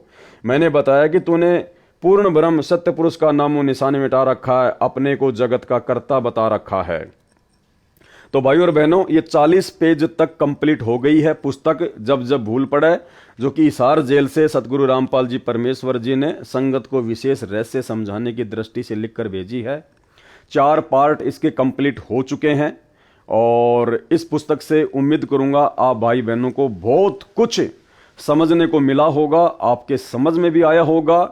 जो बातें मुझ पवन दास को लेकर सतलोक आश्रम मैनेजमेंट हरियाणा ने संगत में भ्रमणा फैला रखी थी, जिस कारण से बेचारी नादान संगत मुझ पवन दास के वीडियो देखने से डरती थी, घबराती थी, साथ संगति के वीडियो देखने से डरती थी, घबराती थी। उम्मीद करूंगा अभी तक केवल आपने 40 पेज पढ़े हैं। जब आप इसके पूरे 80 पेज पढ़ लेंगे तो आपकी आंखों के आगे से अज्ञानता का पूरा काला चश्मा उतर जाएगा।